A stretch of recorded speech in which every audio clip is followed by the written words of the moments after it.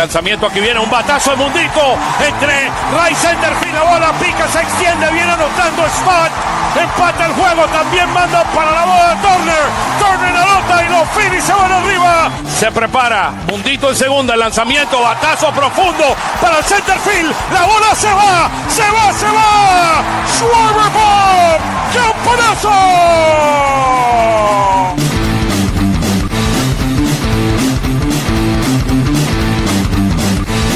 Aquí viene el lanzamiento, swing y lo ponchó.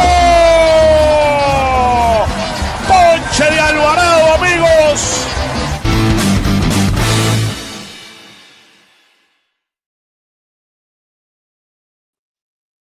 Hello, and welcome to another week of Phillies Weekly.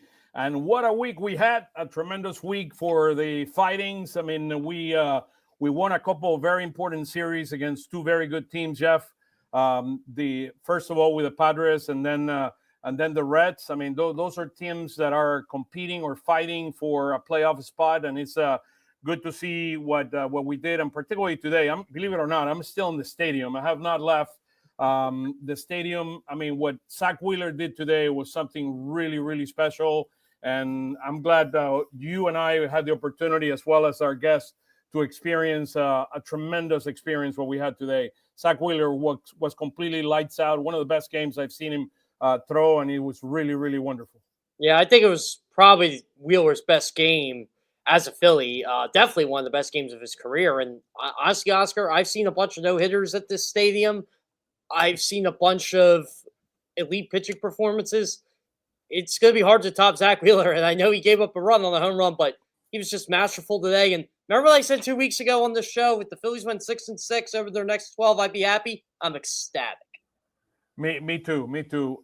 Jeff, we have two wonderful guests today here with us. Oh, oops, there is Jeff. Oh, no, that's him. Give me 1 second, guys. There we go. How about that? Technology. Yeah, you did like a Brady Bunch thing there. I don't know how to top that entrance. How about that entrance? I'm replacing you with Jeff. Look at that. We have both Tim from OnPattison and Luke Arcaini from Crossing Broad. Guys, real pleasure to have you here. How you guys doing? It's great to be on with you, Oscar. It's a great day at the park. Just I love being there on holiday weekends. Exactly what Tim said. Yep. Couldn't have said it any better. It's a holiday weekend. I mean, the weather was incredible. We did not have experienced that much rain over the weekend. And look, the pitching, I mean, the Phillies pitching. I mean, the starting pitching is pitching at an unbelievable pace. And glad to have to experience it. I mean, it was not like the Houston series. At least we got a few more runs than the Houston series. But it was really, really nice to see the guys. Luke, how you doing, man? Good. Yeah. Obviously an awesome day down at the ballpark. Yes, the shut or the complete game was incredible, but man, I think Bryson Stott really needed that one. So that was also nice to see. Definitely needed that one. But just a remarkable outing, probably one of the best pitching performances I've ever seen in person. Yeah, it was really special. I mean, Jeff, when you were talking about no-hitter, the two no-hitters that I remember are the Lorenzen no-hitter and also the one the Astros did to us in the World Series, which was a very, very painful one. So I seen Josh Beckett's no-hitter in that ballpark too, which was on Sunday, as Tim can recall. So I've seen a couple. I've seen Kevin Millwood's no-hitter as well. There's been a few. Well, good news, guys. I mean, the reality is the Fighting is in first place, 53-37. We were a game and a half ahead of the Mets last week. We remain again a game and a half. One thing, and I don't know, Tim, give us your thoughts. I mean, this has been a roller coaster season. I mean, the way ahead of the Mets, behind the Mets. I mean, the Mets are hot, the Mets are cold. The Mets pitching, to me, I mean, the starting pitching is not there, and they've had a lot of injuries. Yeah, I do think they've missed a chance during this really difficult stretch for the Mets to kind of build out a cushion, build out a lead of 5 or 6 games. They haven't done that, and they may live to regret that. But what stands out to me there is the Braves, and I've been waiting for them all season to kind of turn it on, and I'm ready to stick a fork in them. I just don't think it's their season, and that really makes this a two-team race. Yeah, that is true. Luke, your thoughts on the season in general? Yeah, I mean, as far as this Mets season right now too, I think the first 80 something games, I think it was really an overperformance for them on the mound. I think going into the season, I don't think people thought their pitching staff was going to be that good. I feel like everyone's sort of off-season Mets takes were that they were going to have a good lineup and not a good sort of staff, and I think they're just completely overperformed. I think the rotation, and I think it's showing now. I think there's some injuries that are sort of happening, and it seems like they're not on a downward trend. I think they're just going through a little bit of a rough stretch. But like Tim said, it's very obvious now that we are in for a two-team race the rest of the year. Yeah, I mean, Soto was completely off the first few months, but over the last month, I mean, Soto has really taken his game to another level. This is the Soto that we're accustomed of seeing, and Alonso has been unbelievable the entire year for the Mets. More than deserving of an all-star nod, by the way. I saw P. Alonso got selected. Well deserved by him. I thought he's carried that offense through a lot of stretches this year, and I agree with Tim. I thought this was an opportunity for the Phillies to make it at least maybe. And look, it's 2 in the loss column, but it could have been 5. It could have been 6, but this was also a tough stretch too. And again, 6-6, I'm more than okay with, but I do agree with you, Tim. They could have built on this league. Well, and you mentioned Pete Alonso. Juan Soto didn't get picked for the All-Star game, and the players' ballots came out, and he was not one of the picks. And I do think there are some people that maybe were happy to see him not get in after you get the record contract and maybe you don't have a great first month to start the season. I think there were maybe some guys happy to not see him get in because numbers-wise, he probably should be there. Yeah, we'll talk about it, the All-Star break in a couple of minutes. Let's go over kind of our typical charts. The first one that we show every week, after a couple of weeks in week 10 and 11 where we lost that week, then we went to that series in Houston and Atlanta, and then this week against San Diego and Cincinnati, we're back on the win column. I mean, 4-2 for the week. 4.5 runs per game, and as we always say, we score 4 runs in a single week, and we're definitely going to win the week. And it happened again. You see run scores. I mean, run allowed 3 runs. Last week we allowed only 2 runs. I mean, that week. I mean, particularly with the outstanding pitching by Christopher Sanchez, by Wheeler, and by Ranger in Houston. I mean, the 2.0 runs, I mean, losing the week, I mean, that is very, very painful, but we couldn't hit. I mean, we didn't hit anything in Houston. Had that game in Atlanta where we scored 13 runs, but then the other game we didn't score. And so the week last week was not that pretty, but this week, 4.5 runs per game, and then 3 runs a game. The combination of both two give us a wonderful winning week, and we could have done better, but I think one of the bullpen gave up a game and here and there, and we couldn't make it a 5-1 week. So look, overall, it's week 15, the one we're in right now. So it looks good. Let's go about Phillies by the numbers. We like to bring that every week. 53 and 37, our record over the last 10 games, we're 6-4. Over the last 20, we're 12 and 8, and over the last 30, 16 and 14. I was in the Carlos Baerga podcast yesterday, and he asked me the question. Well, the Mets are getting hot because they're beating the Yankees. No, they're both bad teams. Yesterday they were 6-14 over the last 20 games. So, I mean, it's unfortunately that the Phillies got into that. I mean, we couldn't play better in Houston and Atlanta, because if not, we would have a much bigger lead than the 1.5 games that we have at this point. So that's something. So the Mets have basically keep up with us this week at 6-4, and that's kind of where we are right now. We continue to play very well at home. After the game today, we're 30-16 at home. Away, we're going to San Fran and San Diego, which are not places that historically, particularly San Francisco, has been very, very rough for us. So it's something to keep our eye on. 16-12, and believe it or not, I was looking at the calendar today. We don't play the Braves or the Mets until August. Yeah. I mean, it's painful. I mean, it's. I wish we could get some of those games done as soon as possible. So I think we need to go to Citi Field next, and that's something that Atlanta plays in Philly. Is it? Let me just look at the calendar It's here. at the end of August. I know that. Yeah. Atlanta plays here, and we go play in Citi Field just before that. So it's at the end of August. Is the 25th of August we go to play the Mets. So it's going to be a while before we have to face both the Mets and the Braves again. I think I agree with you, Tim. The Braves are going to be thoroughly out of the competition by then, and it's going to be very interesting what they decide to do, because I don't think they're breaking the core of Acuna, Olson, Riley. I don't think they're breaking their core of Albies. Maybe Osuna gets traded. That's a possibility. He's a DH, and he's in the last year of the contract, so it'll be very interesting what the Braves decide to do if they decide to become sellers or strategic buyers. How about that?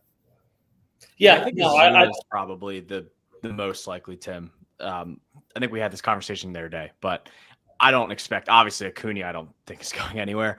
Acuna, Riley, and Olson, like you said, Oscar, but I think probably the most likely would be Ozuna, just because it's that last year of his contract. And then maybe Ozzy Albies.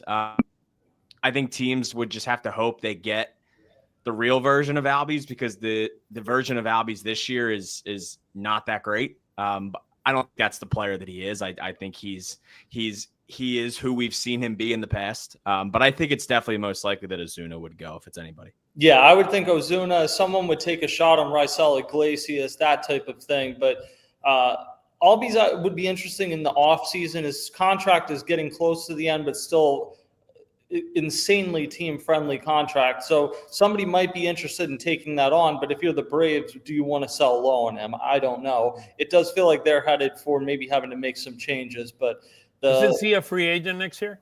No, he's got at least one more year. An option, to exercise. Okay, like maybe $7 million or something insanely cheap that they're definitely going to pick up. He's a very, very productive hitter. I mean, I hope the Phillies sign Schwarber. I am very, very hopeful that will happen. I mean, even though it will probably cost us a lot of money to do. But if I cannot get Schwarber, I wouldn't mind having Osuna as the DH for the Phils. I mean, maybe for one season. So he's a really, really good hitter. Yeah, he's really good for Albies too. This is technically the last year that he's under contract with. So they have a club option for 2026 and for 2027. And then with who? With Albies, you said? With Albies? Yes. Yeah. So can you check on Olson because on Osuna, because I thought that was his last year. Yeah, this is Ozuna's last. Yeah. This is last for year. Ozuna. Okay. Oh, you guys were talking Olson. I was talking Osuna in my mind. I mean, Marcell Ozuna, which he would be a very productive hitter. I mean, in Citizens Bank Park, I love to have that guy for a season, and we can sign Schwarber. They could use a Marcell Ozuna right now in this lineup, and he would be a massive addition. I think it's hard to put the toothpaste back in the tube with a guy you've chanted DUI at every time. Correct. But this is the same fan base that booed a guy for kidney infection, so whatever. today, and the guy hit your home run. I mean, that was painful. That was painful to see. Look. March, the Phillies were 3-1. April, 14-12. 19-9 in May. We were absolutely lights out then. 14-13 in June. That's how we ended up the month, and we're 3-2 so far in July. I mean, this team needs to play higher than 500. And look, we know the second half that we have last year. We paid $500 ball last year, which was not good enough, and we did not hit the playoff at full stride. I mean, I'm hoping and I'm hopeful that we're going to have a much better second half this year. I mean, Harper is still working on his timing, and we know the quality of hitter that he is and how clutch he is. So I'm expecting a much better second half from Harper. We need his power. This team is not slogging the way he needs, and we're going to need Bryce Harper at full swing here.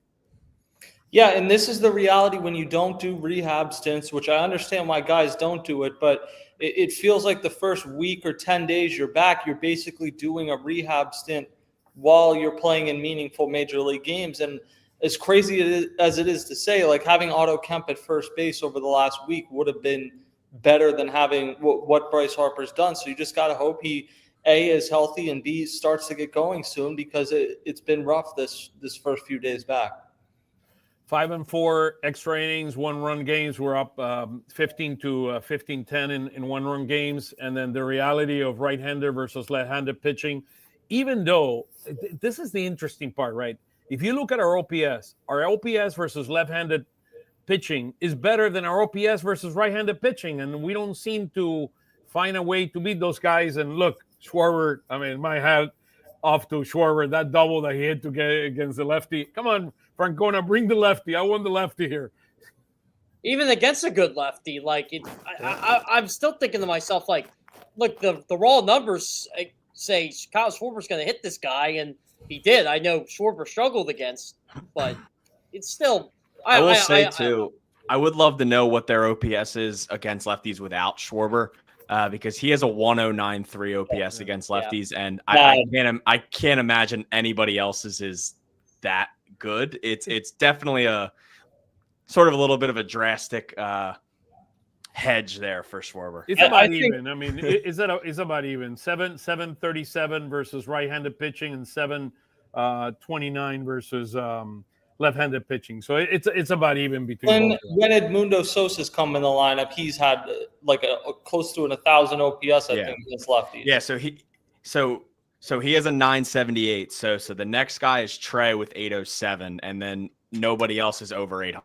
So that is very Schwarber Sosa skewed there a little bit. Yeah, hey, I'll take it. I'll take it, and I continue to believe. We'll talk more about Sosa when we get to talk about hitting, but.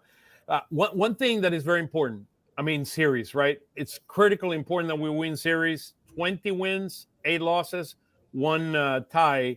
That to me is a key measuring stick of how effective we're going to be the rest of the way. Because we got to win 2 out of 3 games every time that we have that series. We're 55 on the run differential, so that part looks really, really good. Look, let's talk about this series. Let's talk about Zach Wheeler, guys. This to me, what he did today was absolutely incredible. I mean, what a performance. I mean, 12 strikeouts, no base on balls, only one batter. I mean, one batter got in, and it was a home run that he allowed. I mean, the guy was complete. I mean, he was incredible. Yeah, I saw Lorenzen's no-hitter. I mean, I broadcasted Lorenzen's no-hitter, and to me, today, what he did was much better than what Lorenzen did. Yeah, Lorenzen's no-hitter wasn't even that good of an outing. He walked 4 guys.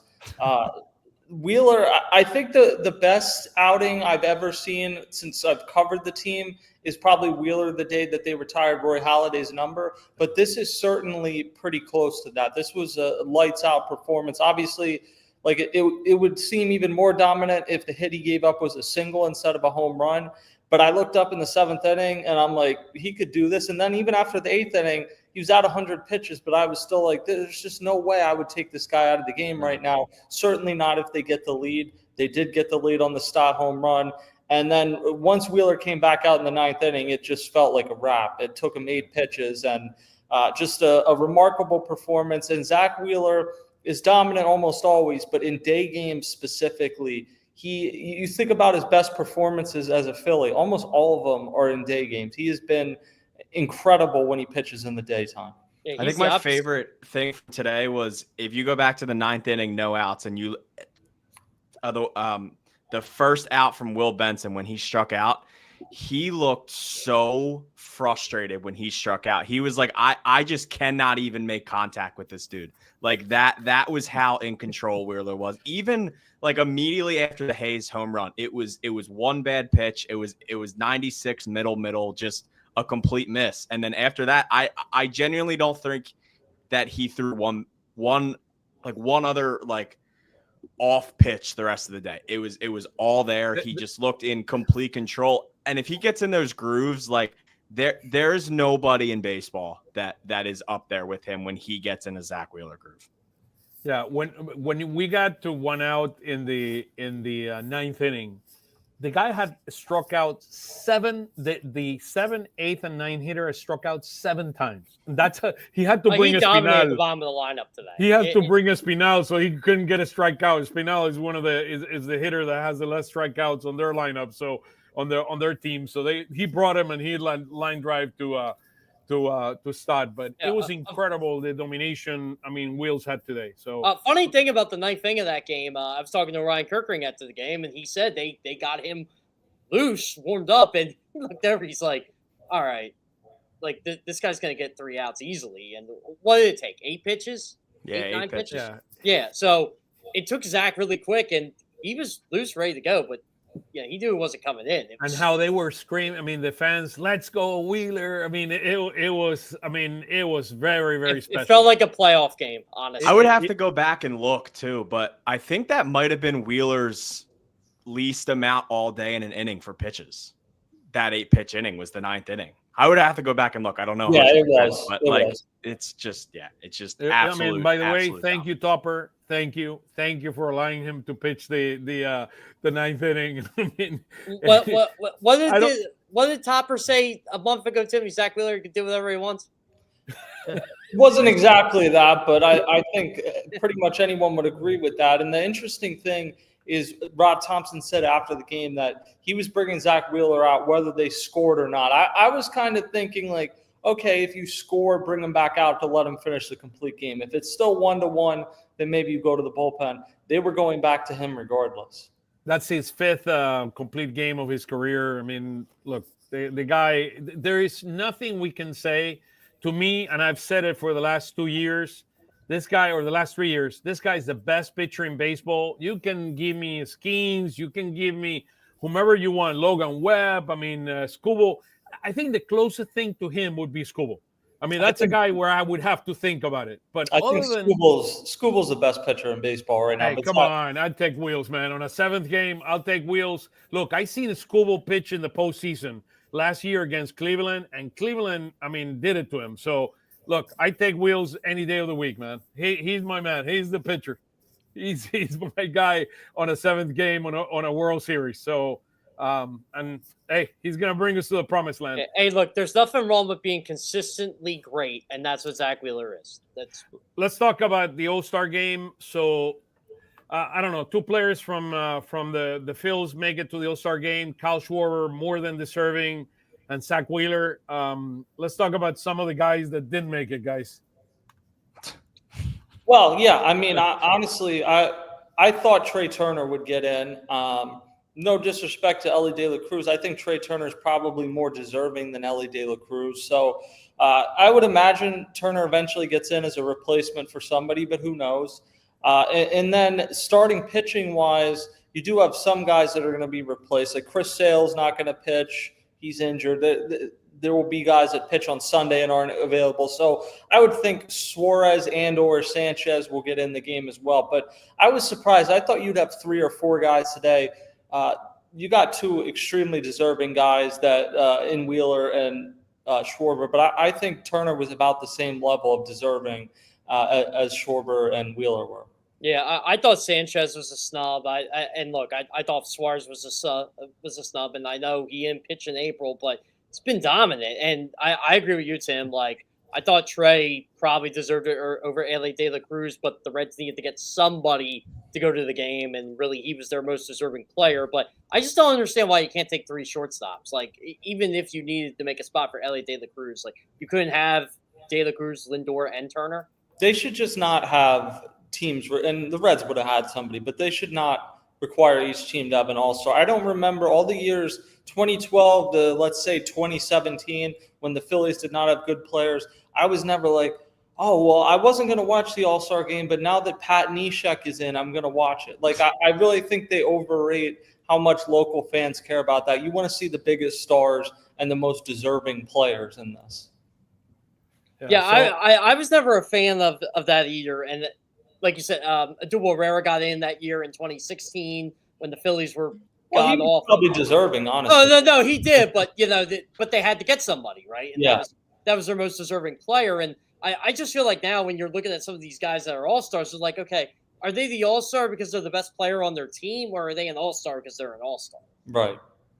So, I mean, looking at, in this chart, who in your, so shortstop is Francisco Lindor. I mean, he's had a really good season. In your opinion, guys, is he better than what De La Cruz has done or what? Well, he got Turner has voted done? in too, so he's in another category. Yeah. No, I get that part, but is he more deserving than Turner or De La Cruz? Well, I think he's the best shortstop in the National League. I don't know whether he's had the best season necessarily, but the flip side of that is last year Trey Turner started at shortstop in the All-Star game, and Francisco Lindor was probably more deserving, didn't even end up in the game at all. So things kind of even out, I guess. Yeah, no, that's I mean, again, things that we need to keep looking at is what's going to happen with them, because I'm sure somebody like Christopher Sanchez throws, I think, on Sunday. Yeah. So he will not be able to throw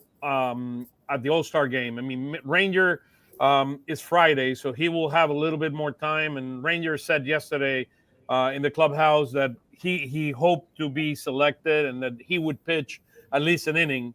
I'm sure, I mean, from a Phil standpoint, the Phillies would love for him to take a good rest and rest that back and the shoulder, which are things that we're going to have to be very, very cautious during the second half of the year. I mean, throwing 80 pitches yesterday, I mean, that's something that he needs to work on. So he needs to rest and be ready for that second half. The guy is pitching. I mean, he's throwing masterpieces. I mean, he reminds me like Maddox Light, the way he throws out there in the mound and he fools hitters. I mean, it's just. I mean, honestly, Oscar, he's like a Steve Carlton too. Steve Carlton would do that. Yeah. I mean, well, I think the thing that stands out to me, though, as good as he's been, he's had a pretty heavy workload since he's come back. So I think people would like to see Ranger Suarez in the All-Star game because he didn't get to do it last year, and you don't know if he's going to be on the Phillies next year.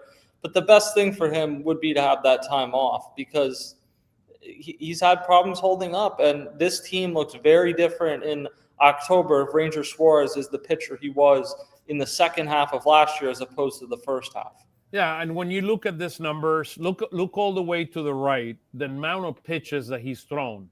So yesterday was 80 pitches, but it was 96 before, 101, 95, 94, 97, 97, 103, 99. I mean, this guy has been throwing too many pitches out there. And look, I know that our bullpen have not been necessarily, I mean, I know that Topper is trying and the whole team is trying to extend our starters, but the reality is that this guy, we need to start thinking of the 5 innings. And look, yesterday was a strategic why they kept them at 5 innings, because they want to preserve him for the second half of the year. I would do more strategic. I think it's fine if you pull him after 80, 85 pitches per start.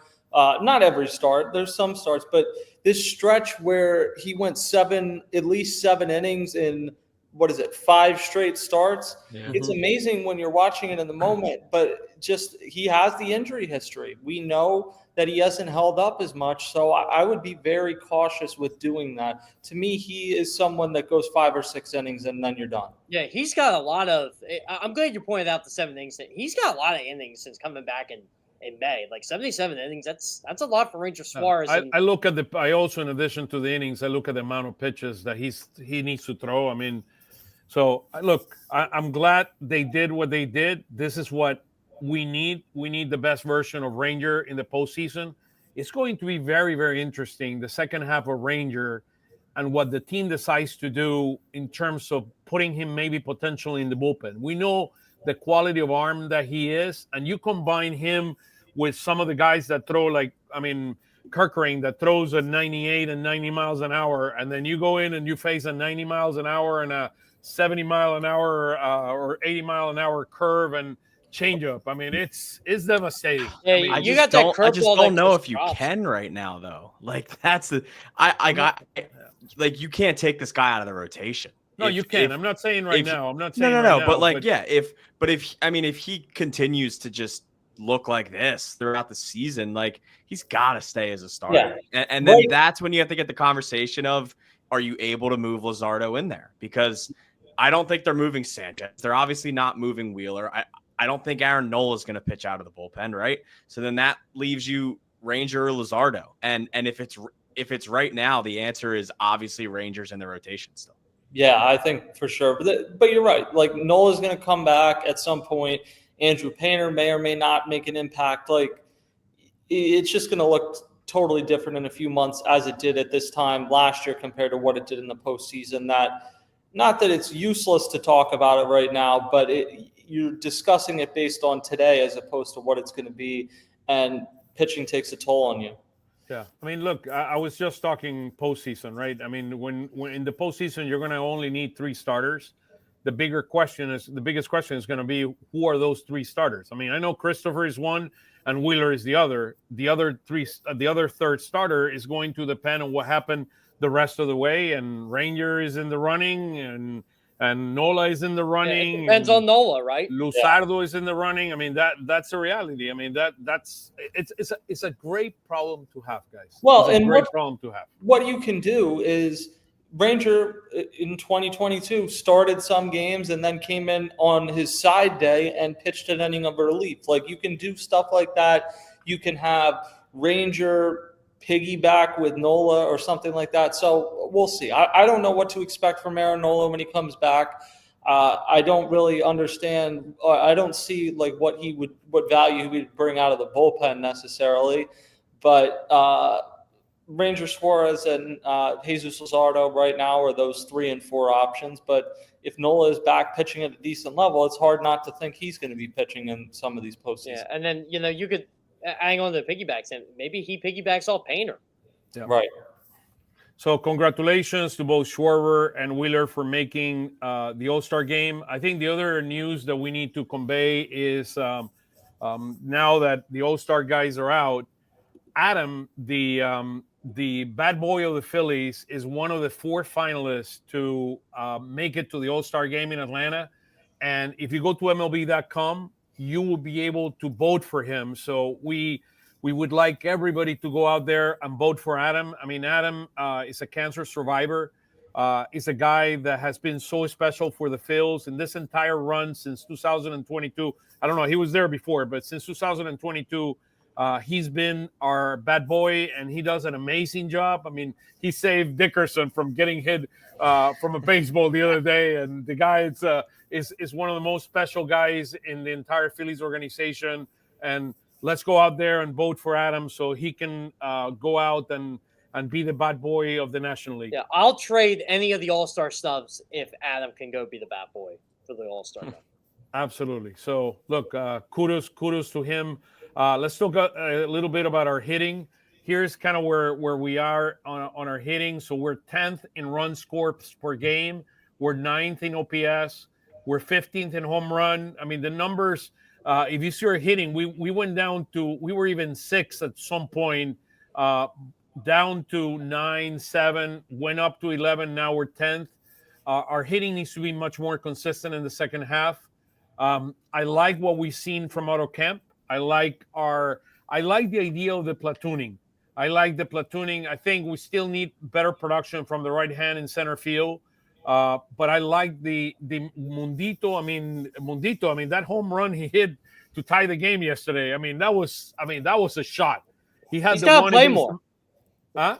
He's got to play more, period. He has to play more. And that's the question to you guys. I mean, how do we get Mundito, more playing time other than being a platoon with Stott at second, which I think now needs to be a lock? I don't think he needs to play more. I think he's playing the appropriate amount and he's having success. When he plays more, typically he starts to get exposed. So having him pair with Stott, I think, is the perfect role. Or maybe for one, you give a rest to Alec Bohm one game and you can play him at third and he can play maybe 3 times a week. And I agree with you. Nobody's talking about him being a regular, but I do like the idea of him platooning at second and then maybe potentially giving a day off to Alec Bohm. And he gives you a great defense and he gives you that timely hitting. The guy likes the limelight. I mean, that home run he hit against the Mets, that 3-run homer. Let's not forget that shot. And take a look at his the best defensive play of the year in left field, Tim. Never forget that.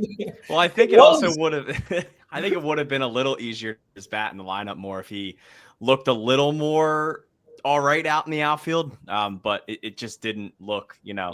I know he had that catch, but it just there were some other plays that game that were not that great. For a guy who's played less than 15 career games between the majors and the minors in left field, Otto Kemp is not killing them out there. He's held his own, and honestly, I wasn't necessarily expecting that. He's done fine in left field. Just putting a few of the things that our fans put out there. Ranger is not an all-star, the snub of the year, but I think you're right. The time off will benefit him. Here's a big friend of mine, a big hug to Oscar. Look at this thing. I mean, hey, big home, Martin back. You know, we love to, Latin Americans love to hugs, guys. You know it is. It's something with Ranger you got to strongly consider. I mean, the time off will benefit him tremendously. Again, I would love for him to be there. Look, this is a question. The big question is, when are we going to see Crawford? Not until after the All-Star break. Yeah, so he's coming after the All-Star break. The moment you bring Crawford, he needs to play every day in center field, which comes to the questions, okay, what are we going to do primarily with March and Kepler in left field? And I point out there because I feel like the Marsh-Kemp platoon would actually serve this team really well. Yeah, one of them, if Justin Crawford comes up, Max Kepler's probably not going to be on the Phillies anymore. It's really that simple. Marsh has played well enough. He's better in left field anyway than he is in center field. So if Crawford comes up, which I don't think is a lock, and I don't know they would do it before the trade deadline, but there's just not a ton of impact outfield bats right now, especially in center field. So if you think Crawford can kind of be a guy that injects some life into the team, you bring him up, he plays center, you do have Rojas there as some insurance, and then in left field you go with whatever, Marsh and either Kemp or Weston Wilson hit a long home run today too. So I wouldn't rule him out. I think Weston Wilson's a much better hitter than he showed earlier this season. They pretty much said too, Weston Wilson will be back on this team at some point. Yeah. Yeah. So look, I think the big thing too there is like, how worth it is it to bring Crawford up for a week? Because if he's not, like this like untouchable prospect at the deadline, I don't think bringing him up for a week is going to help his sort of value there. Like, I don't see a reason now that we've gotten to the point where we're only like 25 days away from the trade deadline, and by time he would come up will only be like 9 or 10. I don't see a reason at this point to bring him up until after. Yeah, that's the thing too, right? So say they come out of the All-Star break, like, again, I don't think it's going to be like Friday the 18th. Oh, Justin Crawford's going to be up, because you're right, Luke. Like, all right, all of a sudden, well, you got 11, 12 days to the deadline, a little more than that. If he comes up, he goes 1 for 19 in his first 7 pro games, then everyone's like, oh, well, and obviously they won't take too much stock into that. But him coming up and not playing good baseball certainly isn't going to help his value. Yeah, exactly. You're better off just keeping him down there, and then you could sell if you are trying to trade him. Oh, look, this guy's hitting 340 down here. He's got multi-hit games in 5 of his last 6. 420 against lefty in AAA. And I know people are skeptic about it, but I mean, how long can you be skeptic if the results just keep showing up? I don't know. Yeah. I mean, look, the reality is that we're going to need more. We need more production from center and left field. Now, one guy that I would love to see, and I know we're not going to be trading for him, Adolis Garcia with the Texas Rangers. I would love that guy. That guy's a money player. I love when he loves the limelight, and that guy could be a tremendous right-handed bat in this lineup that could help us, particularly in the postseason. I mean, you know what he did with Texas a couple of years ago. He was the MVP. He would be a tremendous, but I don't think we're going to be paying the price to bring him here. And I don't think that's like an insane guy to think about bringing in. It just depends if Texas really falls out of it enough to do that. He's not having a good year offensively. Defensively, he's great. He's one of the best right fielders in the league. You'd be putting him at left field most likely, I would think. Maybe right. Not even get into that conversation. No, it's just. Do you guys think the Phillies trade a key contributor on this team? I think it's entirely possible. This is not sourced or reported, but as I look around, and I'm going to write about this week, as I look around the trade landscape, everyone's so focused on center field and left field. There's not that many good options there. So maybe one of your options instead is you trade someone on the team now for what you think is a better option. And maybe that for example, would be you trade for Eugenio Suarez to play third base. You get the big right-handed power bat you need, and then maybe either Alec Boehm goes back in that trade or Alec Boehm goes elsewhere. You could potentially do something like that. I think people need to be more open-minded in thinking about who they're going to trade for. I think the Phillies need to get creative this trade deadline because they do unquestionably, in my mind, need another right-handed power source. They do not have enough to win a World Series. And if you do have Suarez, you could put him in the middle of the lineup, like you said, Tim. And yeah, okay, so you give up Alec Boehm. It's a bummer, but you're also getting a guy who has legit 40 home run power to pair with Kyle Schwarber. I think that's a good move. Well, look at this chart Oscar just put up. Alec Boehm is a 725 OPS. He's been much better since the start of the season, but that is not someone that you're hell-bent on keeping. If there is a better opportunity and if third base is the way you can upgrade, then great. If not, then we need more pop. We need more pop. And that's also your cleanup hitter.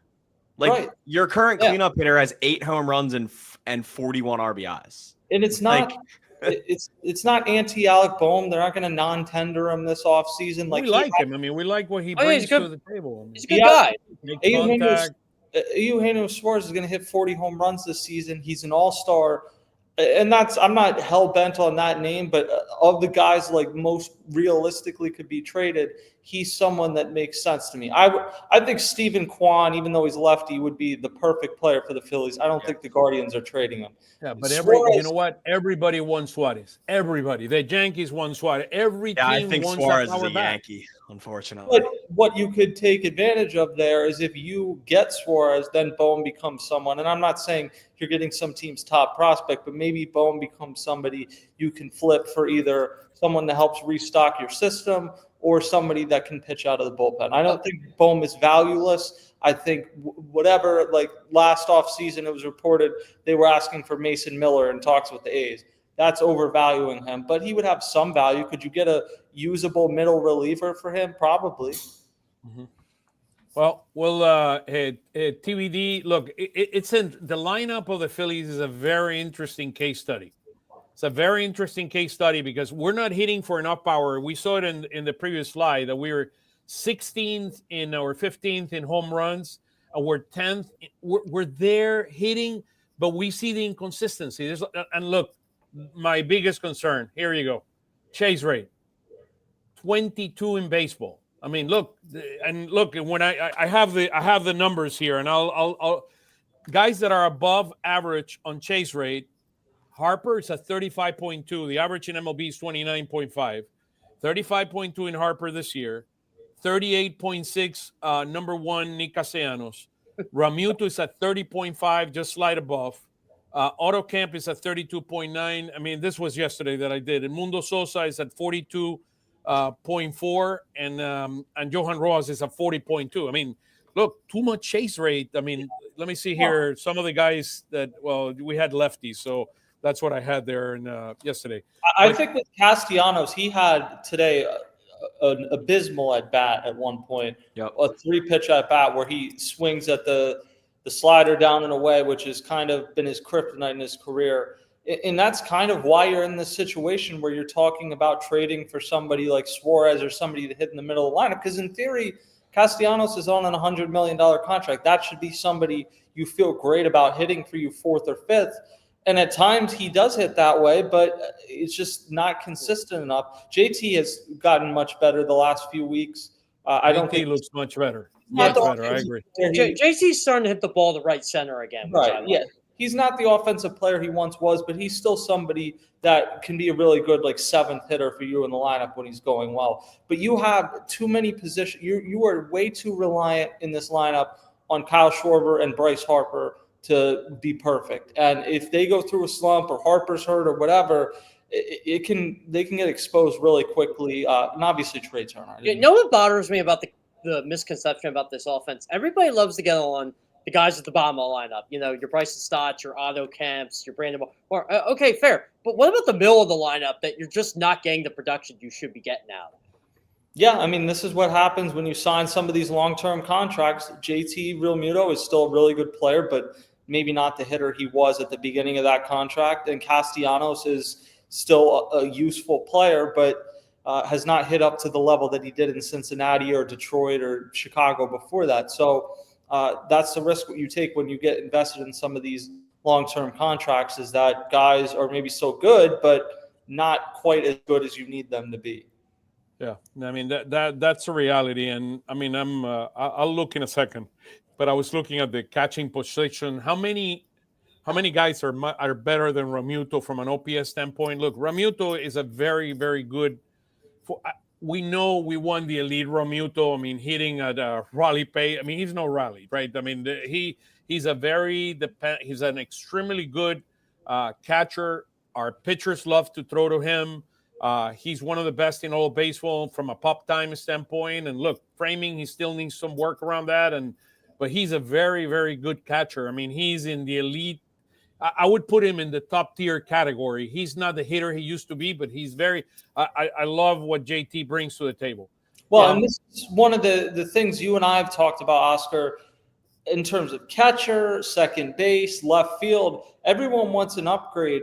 There's not that many good players. Center field, of course, is always like this, but usually there's more good second basemen and left fielders and even catchers than there are. There's just not a ton of guys where you can get significantly better. So in some of these cases, Realmuto, you just have to hope it hits more like he is now than at the beginning of the season. But like at second base, I think your best bet probably is going with a platoon right now. Left field, probably going to be the same thing. So you probably need to find a way to upgrade another spot, even if that spot isn't necessarily a weakness right now. If that's your area where you can upgrade the team, you got to do it.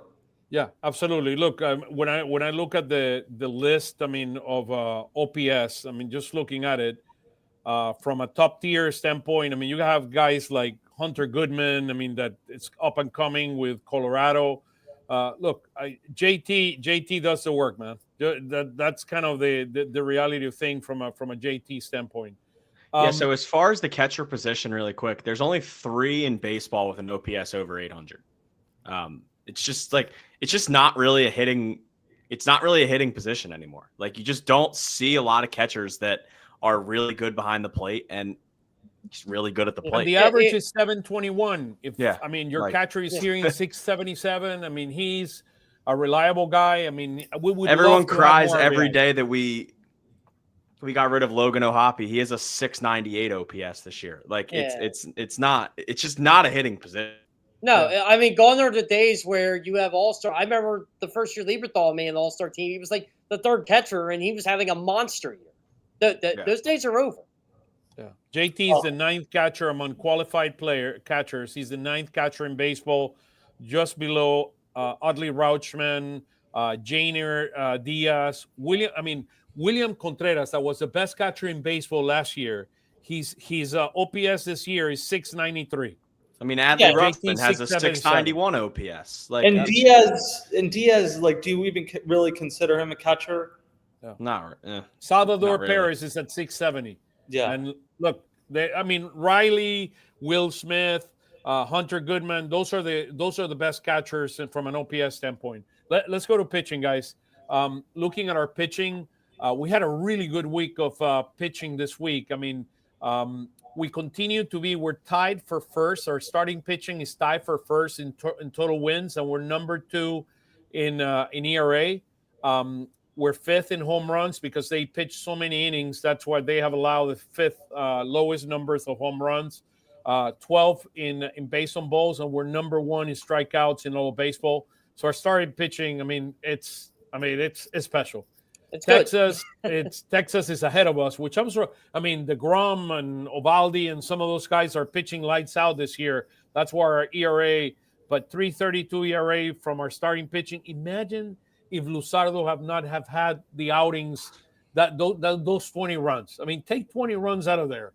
We would be running in first place by a landslide right now. Imagine Rangers. You got to remember this too. Jesus Luzardo is an ERA of 5.56 since May 1st. This isn't just 2 starts. Rangers 199. Is that what you're going to say, Luke? No, I was going to say imagine Rangers ERA without his first one of the year. Yeah, that's true. That's another one. That is another one. Our relief pitching was 25th. We were at 4.55 runs. Now we're at 435. We're moving in the right direction. I have an expression here on the banner. The bullpen had a good week, by the way. I'm sure you love this banner. Yeah. I'm sure you love this banner.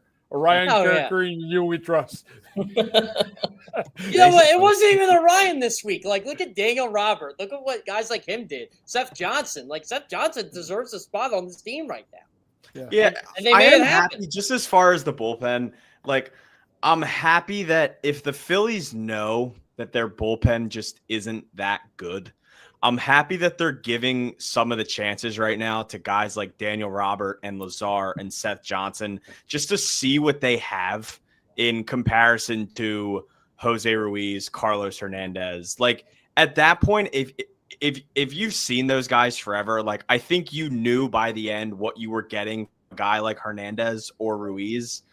But like, there's no harm in trying Seth Johnson right now. There's no harm in trying Max Lazar. Max Lazar's he had some really, really nice innings since being called up. Well, here are their numbers. By the way, I love the makeup of Seth Johnson. I mean, he looks like he could be somebody that can help this team down the road. He's getting comfortable in that role, and I thought the Seth Johnson, I think it was the last series, not the last home series, the last homestand, and it looked like he was getting more comfortable. I mean, 100 miles an hour. He hit 100 miles an hour radar yesterday. I mean, remember, he never pitched in the bullpen till this year, and they just kind of told him, you're going to the bullpen. So. Yeah, which is, I mean, he looks the part. I mean, he looks the part, and hopefully he can be very, very effective. Here's where our starters are in the first half. So you see the specialness of Ranger, Wheeler. Look, Seth Johnson is there, but only 4 innings of work. Thank you, Alan Rangel, for helping us win that game in Atlanta. That was that was massive. Yeah, that was the 13-run games. He hit 5-6 innings. He did an unbelievable job for us there. As you said, look, Daniel Rogers, I mean, Christopher Sanchez, and then Jose Alvarado, which we will have in August, coming in and joining us. So, I mean, really, really, really, really special there. So, and then Banks kind of hit this middle road guys here with Banks, Lazar, Matt Strom, and Taijuan Walker in the. Banks has been a lot better as of late too, and they're starting to give him more high leverage roles. Oh, I forgot. We have our dear friend Tyler is in the house. There he is, the one and only Tyler. I'm sorry, you're gonna kill me. I'm sorry, man. Sorry. You were all good. I wanted to make some Carlos Hernandez comments. Oh, you wanted to make some. Okay, it's your time to do that. He's been even worse with Detroit than he was with us. Oh wow. Seems like it's hard to do. You can throw 100 miles an hour, but if you cannot control your pitches, I mean, that's the reality. But I like the makeup of Seth Johnson. I love what I've seen from him so far. So I do too. And as Luke said, giving those 3 opportunity to pitch now is really good. I mean, if they continue to pitch well, we may actually see Joe Ross get cut before some of them when the trade deadline comes around. They're using Joe Ross less and less, and it doesn't look like they're going to give him an opportunity to start again. So I wanted to just because I saw his name and I haven't heard his name in a while. Once Jose Alvarado comes back, do you guys just think they're going to basically burn him as much as they can? I would. Do you think they're just going to use as many innings and just try and give Banks and Matt Strom just like a break? I mean, I think that's probably their best plan, right? They could burn him like how they burn Kirkring. Just give him all the hot innings. Just he doesn't get as many innings out of him in the regular season as you can at that point, I feel like. And Alvarado will want it because he's pitching for a job next year with the Phillies or with somebody else. Yeah. So Tim Kelly has been waiting for the next slide that I'm bringing up. Here we go. Here is your grades for the first half of the year. So, Tim Kelly, take it away, man. Well, I mean, I'll start with this. The hitting, you have Schwarber, Turner, and when Harper's healthy, it's good. And I think there's a lot of concerns outside of that. The starting pitching, unquestionably an A. The only reason I didn't go A+ is because Nola obviously has kind of been a non-factor for much of this season, and Painter hasn't factored in yet, which I kind of thought by now he would, but overall still arguably the best in the league. The relief pitching, we just talked Jose Alvarado. He's struggled. Jordan Romano had a month in May where you thought he turned the corner and then really wasn't good again in June. So I think you're multiple relievers away. But the bench you feel good about. Edmundo Sosa is a really good bench piece. Otto Kemp has done a nice job. Rafael Marchand, I think, has been fine as a backup catcher. So that's a B+. Managing and coaching, some people might disagree with this. I think based on the roster he's been given, Rob Thompson has done a good job. They've overcome not having Aaron Nola. They've overcome not having a very reliable bullpen. They were without Bryce Harper, and they're in first place in the division. Roster construction is where I think they've struggled on this year. And Dave Dombrowski obviously is an extremely accomplished baseball executive, but the Max Kepler thing, not a hit. The Jordan Romano, not a hit. Now, maybe they were restricted in how much they could spend, and certainly he deserves credit for some of the signings he has made. Kyle Schwarber, Trey Turner, some of those type of re-signings. The Luzardo part, the Luzardo trade looks good, but also you're invested in someone like Nick Castellanos where you're not getting as much as you would have hoped for. So I think in terms of roster construction, it's left some to be desired, and you're once again at the trade deadline where left/center field is an issue, and that's been the case for multiple years now. Yeah, no, that's a valid point. I think I find interesting. The F sounds like an emotional. You really wanted to give them an F on the relief. Well, I mean, I can back Tim up on this. Like, you let Jeff Hoffman and Carlos Estevez go, and you replace him with Jordan Romano, who's been terrible. So, in the guys that's roster. Yeah, that's roster construction. I mean, it's look, it's what you have right now, and he needs to significantly improve in order for us. So let me ask you a question, Tim, and then we'll go to Luke to your perspective. How do you feel relief pitching? I mean, do you bring two guys? I mean, a closer and a high leverage 8th, 7th, 8th inning guy? Is that what this team needs? I mean, to make it to the World Series and win the World Series? I definitely think they need a late inning guy, and then maybe kind of like this year's version of what they got with Tanner Banks last year. I think acquiring 2 leverage guys is going to be really pricey. And then you have to hit on whether it's Luzardo or Suarez or whoever going to the bullpen, or Andrew Painter could have a role, or Mick Abel could have a role in the postseason. Who knows? But it's going to kind of have to be a little bit of a combination. I think part of the thinking in trading for Luzardo, even though you didn't necessarily need more starting pitching, is that come playoff time, one of those guys, at least one of those guys, can shift to the bullpen. And the success of this season may hinge on whether that plan plays out how the Phillies had hoped. Okay, interesting. How about you, Luke? What's your look at your grading? I mean, you look like you're the nicest guy among all of us. I will say, I think my relief pitching grade was a little too nice there. I think I should probably. I gave him a C+. Luke, gave him a C+. I took my grading out, by the way. I wanted to be like Tyler. We don't want to get in trouble. Yeah, I mean, so as far as hitting, I think mine is maybe a bit skewed just because of the seasons that you're getting from Trey and Schwarber. I think both of those guys have had really, really good years at the plate. But then obviously I think we know what's going on with some of the other guys. I still think, and I think everyone understands, that a lot of Bohm's numbers are pretty skewed from the first month, along with Marsh still. But obviously I think you still want more from those guys. A pretty big miss on Max Kepler. Obviously not a good year from Stott so far. But I don't think the hitting's been like dreadful. I think some of it has been a little bit of sort of some overreactions, but I also think this lineup definitely does have some issues, and they need a bat if they want to win the World Series. As far as starting pitching, I think I'm in the same boat as Tim. The only reason I didn't give it an A+ was because of the Nola situation. If that never happened and Nola's still in there, they probably an A+. But this rotation, especially that big three, has just been incredible. I don't think there's a better big three in all of baseball right now than the Phillies have. Relief pitching, obviously a really good year from Kerkering so far.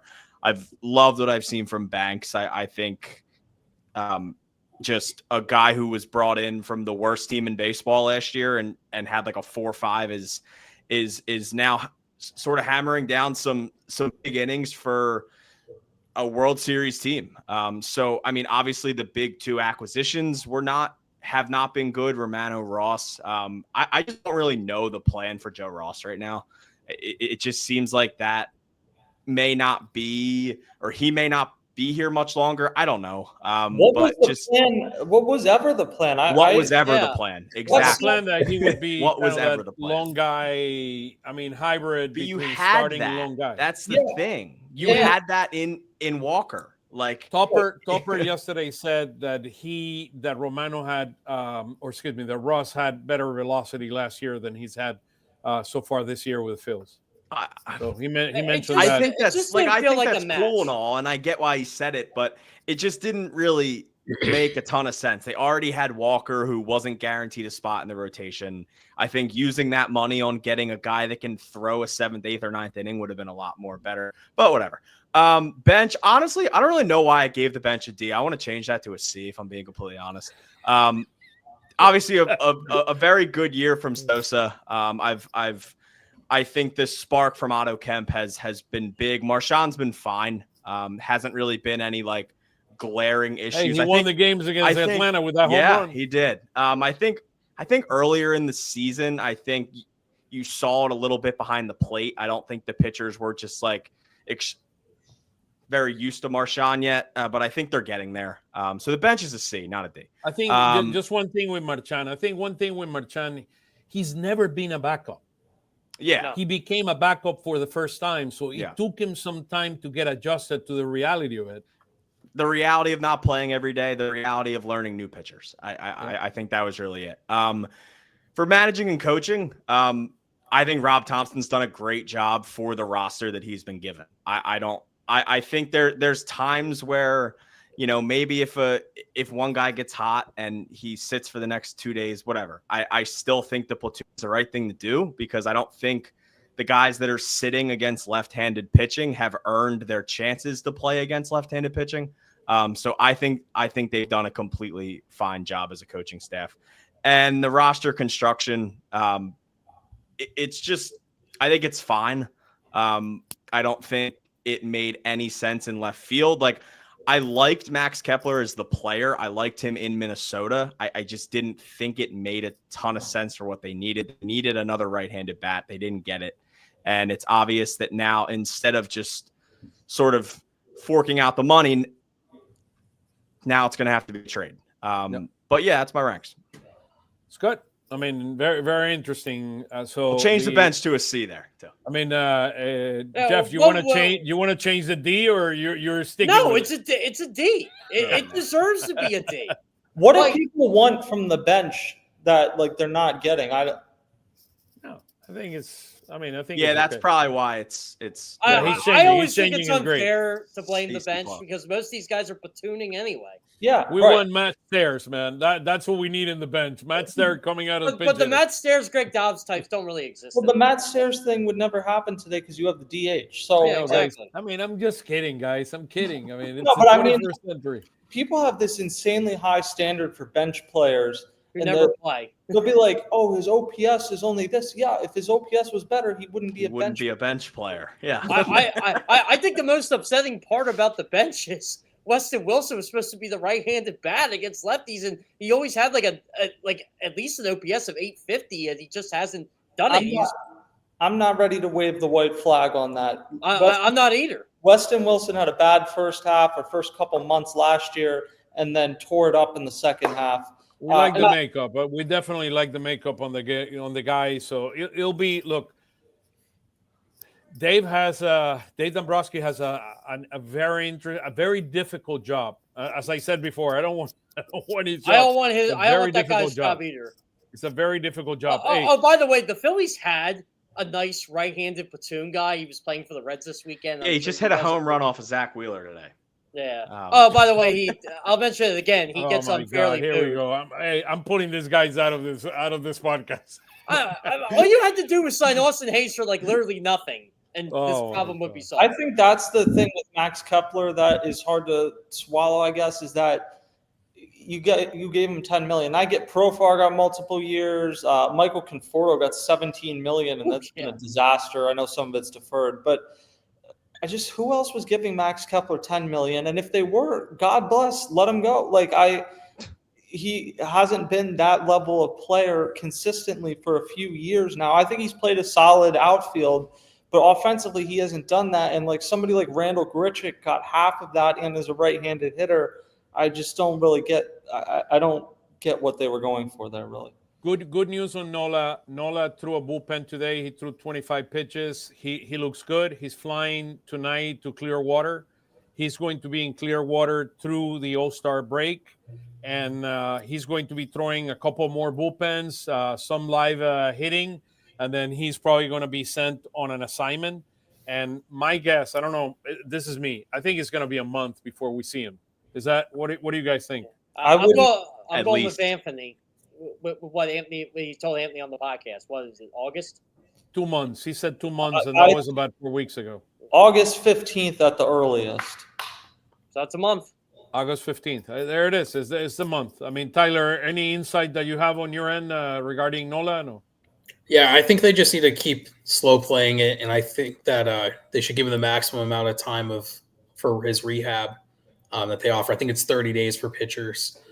I just think, you got to get him right for the postseason. I still think that he will be in the postseason rotation unless he's just awful coming out of the injury.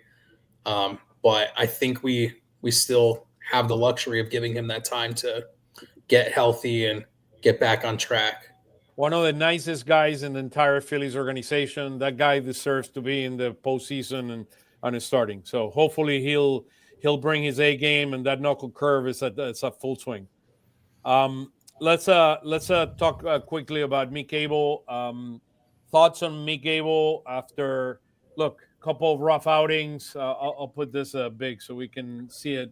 Couple of rough outings there, and they sent him down. Any thoughts, Tim, on Mick Abel and kind of what the game plan would be with him?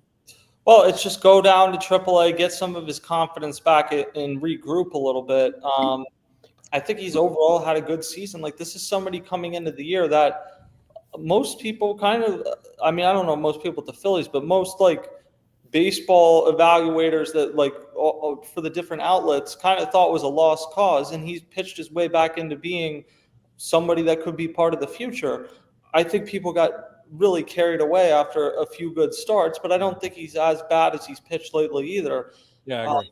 To me, he's somebody that should not be untouchable at all in trades, but I could very well see him having an impact in the future as a back end of the rotation type of starter, or maybe pitches well out of the bullpen. I don't know. He's young. You have control. So if there's the chance to trade him and get as part of a deal, I wouldn't hesitate to do it. But I also would not give him away because you always need starting pitching. He's an extremely valuable chip for the team as we get into a trading deadline. I mean, I hope we keep him because I really think this kid has that fastball curveball combination. It's really, really good. One thing that impressed me in the first 6 start, not the last one that he allowed 5 runs, is how few base on balls he gave. I was really, really impressed by that. I mean, he has, and that's the key. He needs to have command. I mean, that he needs to work. He needs to himself. He has that command. He can go a long, long way. He's got to improve the fastball in terms. The velocity is great, but he's got to be able to either get it down or get it above the zone. He can't. It's been flat, and you saw it in that Mets outing. They just kind of teed off on him. So. Location of the fastball has to be a priority. Okay. How about talking about Andrew Painter? I mean, what have we seen so far? I mean, without a doubt, coming back from Tommy John, you don't have the same feel for the pitches. I mean, we saw a little bit of home runs kind of in the middle of his rehab here. We've seen a lot less home runs, only 1 home run in the last 4 games from him. He's only been able to pitch 5 innings. I mean, at max, and throwing up to 89, 91, 95 pitches. So he's up there in terms of pitch counts, but he hasn't been able to pitch, got into the 6th inning yet. Well, a lot of batters in AAA too, they're kind of forcing him to throw strikes. I didn't think he pitched bad in his last start against Scranton, but he had the 1 bad inning and kind of hurt him. But overall, I just don't know if they're going to bring him up after the All-Star break. I think He's going to make a start this week. They're going to shut him down for a bit, reevaluate, and then we'll go from there. But, I mean, with this rotation right now, where do you slide him? Yeah, I wouldn't rush him. I would not rush him. I mean, I would say he can – I mean, the other big question that a lot of people ask is the number of innings, right? He's pitched, 40 innings, 45 innings in AAA. We said that the max is going to be 120 for the year. So he's going to have around 60 pitches, 60 innings to pitch for the Phils if they decide to bring him up. But look, to me, I would not rush this kid. This kid is special. This kid is the future. This kid is our next Zach Wheeler. So we have to make sure that he's groomed and he's ready at the right time. And Jeff, you've had the opportunity to speak with him a number of times, right? Oh, yeah. Honestly, Oscar, I'm hoping to, when I go up to Cooperstown this week, I'm going the Iron Pigs playing Syracuse. I'm hoping to, potentially catch his next start. I don't think I'm going to. I think I'll be able to see Abel more than Painter. But, look, his confidence is there. He's learning on the job right now. And again, like his last start, I didn't think he pitched that bad, honestly. Everybody's like, oh, he gave 4 runs. I'm like, hey, one bad inning. He's not walking guys as frequently anymore. And like you said, Oscar, he's not giving up the long ball. But I think that is the concern. It's the number of pitches that's taking him to get 5 innings. Well, and the one thing I would add on this is that you mentioned the next Zach Wheeler. The original Zach Wheeler in 2015 had Tommy John miss the whole season. 2016 had a setback, missed that whole season. 2017 had a 5.21 ERA and 17 starts for the Mets. It took him almost 3 years to come back from Tommy John surgery and be the same guy. Andrew Painter is pitching. He's healthy. You see the velocity where it needs to be. He needs to work on stuff. He really hasn't pitched that much. So I don't think it's a disastrous place to be 1 year after Tommy John or 2 years after Tommy John surgery, but your first year actually pitching back. I don't think it's a bad place to be. Just maybe it was unrealistic to think that he was going to come in and have this huge impact. And the reality is that makes you that much more thankful. You traded for Luzardo, you kept Suarez, you have Zach Wheeler and Christopher Sanchez because you don't need to rush. Most teams would be in a position like the Reds today or the Brewers where they have to bring their phenom up and hope that he's immediately their number 1 or number 2 starter. Yeah, amazing. The last outing, he didn't even last, 1 out? Chase Burns. And he's pretty good today. Yeah. Tyler, your thoughts on Painter? Yeah, I think he just needs more time. And I really hope if Walker or Abel struggle in the 5th spot that they don't just bring Painter up because of that. Because I really do think he is special. And as Jeff said, the first 4 innings when he pitched, he was fantastic. He even had an inning where he struck out the side. But those deep counts that he keeps getting into, they're definitely a struggle. It kind of reminds me of when Bryson Stott's batting and he gets like a 9-10 pitch at bat and he eventually gets out of it. That's how it feels sometimes when you watch Painter. Sometimes he gets into these crazy at bats where it's just wasting his pitches. I think he's really getting run down from it. So hopefully, Walker and Abel can, stabilize that 5th spot until Painter's actually ready to come back. And the thing is, too, we got to keep in mind, Andrew Painter's probably not going to be in the starting rotation come October if he's up here. I'm really curious to see what he could do out of the bullpen, just throwing it in. Yeah, that will be very, very interesting. Okay, couple more things here we have for you guys in the show today. Here are minor league players of the week. Justin Crawford made it for the 2nd week in a row. He hit .471 this week, 2 doubles, a run, .526 on base percentage, and 1.114 OPS. This kid is it's like he's good or something. I'm ready to go. Come on, what are you waiting for? I'm here, ready to go. It'll be very interesting. When they decide to bring him up, I know there've been a couple hints out there that they might bring him up. But look, I think probably Brandon March has stopped this. I agree. By the way, it has been considered them bringing up Justin Crawford. This isn't like they just haven't pulled the trigger, so to speak. Yeah, and Brandon March, have been hitting much, much better over the last 2 or 3 weeks, and that probably kind of stopped the process. So congratulations to Justin Crawford for making it our player of the week this week. And then take a look at that. We had a no-hitter in A+. Thank you, Steve, for sending all this wonderful information. We had a no-hitter in OP+, Alex McFarland for the second week. And take a look at what this kid has done over the last 2 games. 10 innings, he hasn't allowed a hit. He has not allowed a hit, 13 strikeouts and 3 base on balls. Wasn't he pitcher of the month, Alex McFarland? I'm not 100% sure, but he's our pitcher of the month. How about that? I have one important thing to say here. I am so tired of these 7-inning doubleheaders because that's what that was. It was a 7-inning no-hitter. Come on, come on. It's A+, dude. Come on. Come on, look. I agree with Tyler. I can't stand them. If someone goes to minor league games, I'm like, oh, they got 2. No, they don't. The game's over. I feel like they can just cancel some of these games. I know they want the money, but they don't have to play all these games. Look, come on. Teach these guys. Come on. That no-hitter's fake. Sorry. Oh, just kidding. I did not tweet about it because it was 7 innings. Well, there is an asterisk next to it. They do say 7-inning no-hitter. I'll speak for everyone when I say. Come on, guys. I'll speak for everyone when I say I'm tired of all doubleheaders. Yeah, correct. For our sake, maybe they should bring back the 7 innings. Tim would have hated the 40s and 50s. That's like, look, let's put it this way.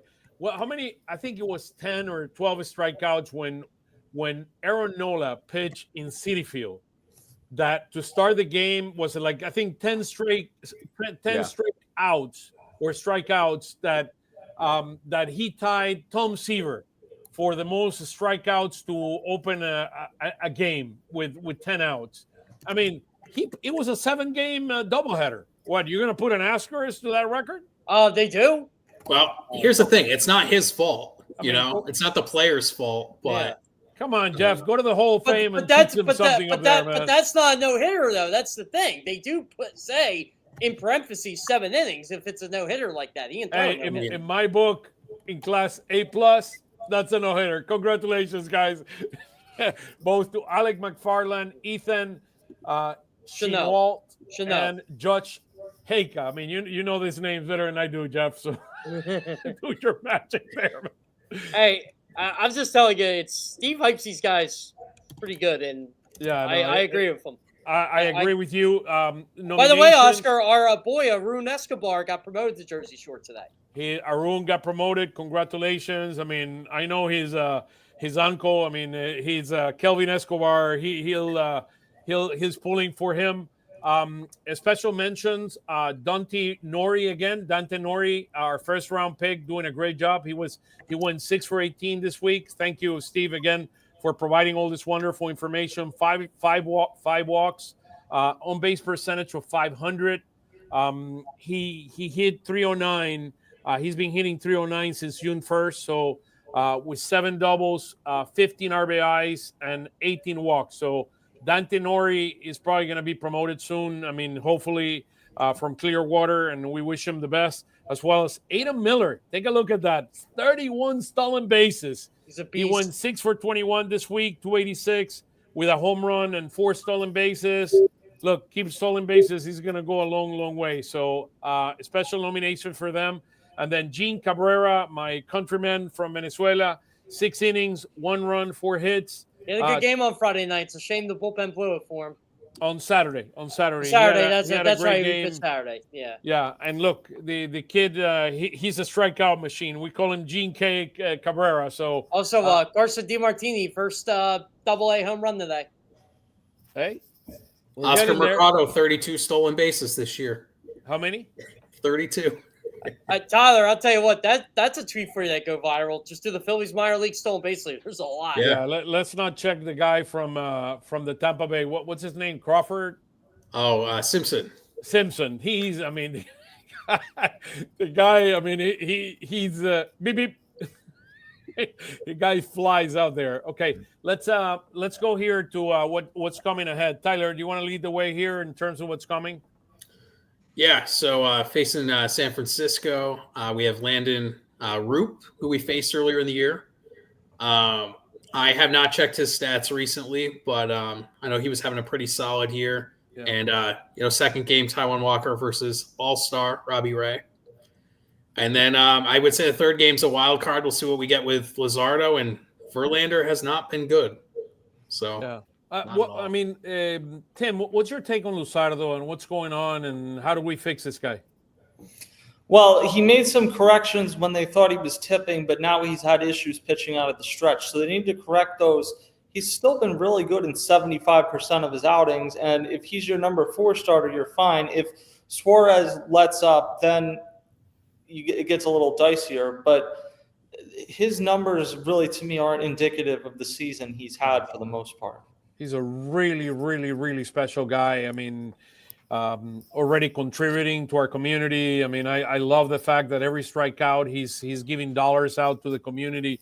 So it's kudos to this kid. I mean, I hope he basically takes it to the next level. Verlander has not won. Did he win yesterday? I don't think he won yesterday. So he hasn't necessarily logged a win, but they've won, I believe, 4 of his games this year. But yes, he has not logged a win yet this year. It kind of feels like 0-6. It kind of feels like this year could be it for Verlander, Scherzer, maybe Kershaw. Like, I don't know, ego-wise, maybe they wait because they don't want to be in the same Hall of Fame class. They don't want to be outshined. But those 3 that are like the best of this era, it feels like they're coming to the end. Yeah, I will say the last 3 games of this road ahead, San Diego gets the Phillies gauntlet in those last 3 games. Ranger Suarez, Zach Wheeler, Christopher Sanchez. It's a hell of a matchup. You got to go. Oh, as they asked for the Houston Astros, what they got a week ago. Yeah. I mean, one more thing about the Giants: the Phillies are 7-25 at Oracle Park since 2014. Nice. Yeah. It's repeat the number again. 7-25 at Oracle Park since 2014. I mean, I said it before the game. I mean, every time that we go there, there's no way we win. I mean, it's very, very hard to win there. I could be wrong. I feel like they've been pretty good at Petco. No, they have. They've been very good. Petco have, but not Oracle Park. That's the issue. The Oracle part. I mean, I think like we're 7-20 or something like that at Petco. But the reality, look, and they both team have great pitching, but they don't have great hitting. So we got to take advantage of that. I mean, our particularly in San Francisco, that is a very, very big park. I mean, we're gonna need our pitching to basically step it up there, particularly those 3 guys. Since 2020 at Petco Park, the Phillies are 11-4 in the postseason and in regular season. 11-4. Yeah. Hey, I'll take it. Historically, they've been great in Petco Park. Tyler, anything this week? I mean, that you're looking forward to? I mean, in general, or what you've been looking at from your stats and your magic there in the PhilsTailgate? Yeah, I mean, we've just been pretty rough on West Coast in general, except for San Diego. Okay. So I don't have the stats compiled yet, but I'm just looking to see how we do. You know, I think we're in a better spot than what we've been the past couple of years.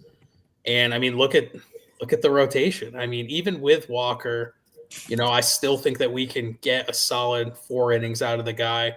Luzardo, you know, he's shown that he can do it a lot of times, but there's been a lot of recency issues. But I mean, I can just see us being very successful during this road trip. And that's not something that in the past I've been confident going to the West Coast about. Okay. Sounds great. Where can we follow you in social media, Tyler? Just on PhilsTailgate.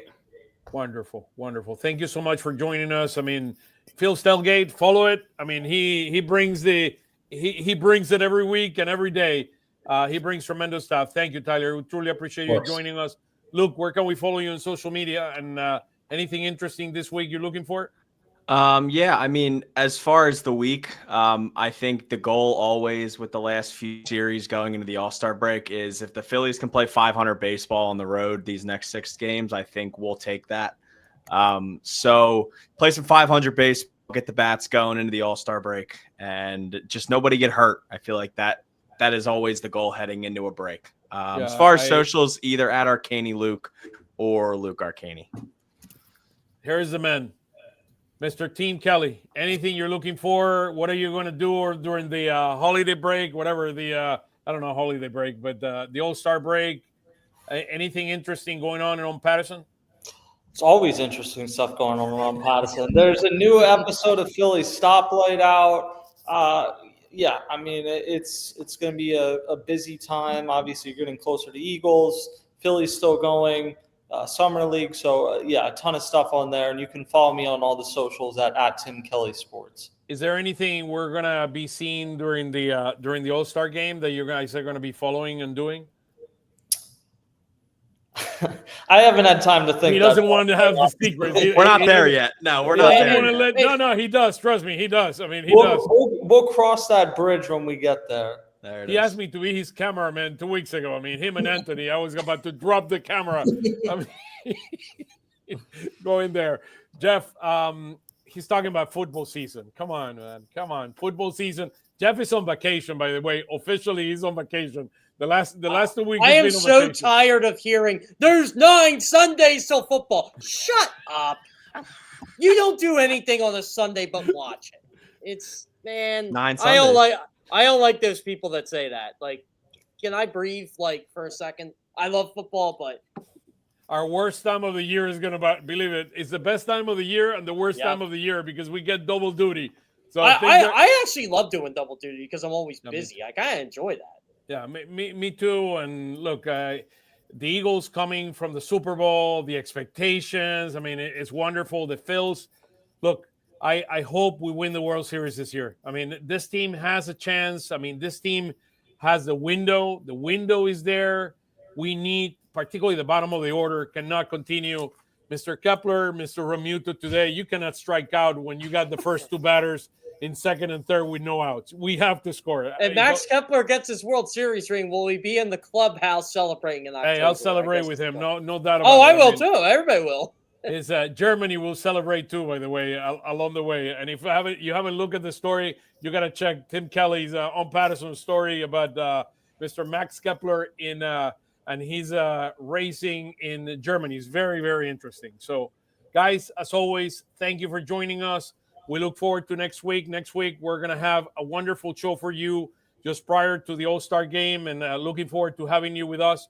Thank you, guys. Tim, Luke, Tyler, as always, man. You're the man. Thank you so much, guys. Jeff, thank you, buddy. Yeah, I'm going to enjoy my vacation week and next week. Hey, take a look at that. Tim is suspended for a week. He left before the show ended. Take it easy, guys. You guys He's are got the other best. commitments. Thank you for joining us this week. Take care, guys. See you later. See you guys.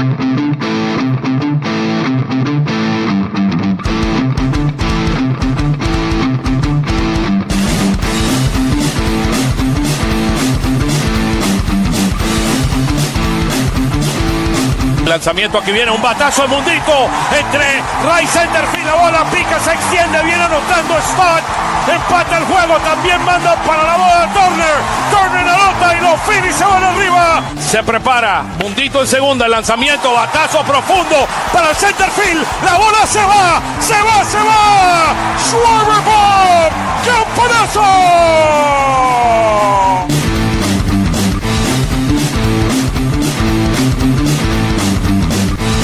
Aquí viene el lanzamiento. Swing y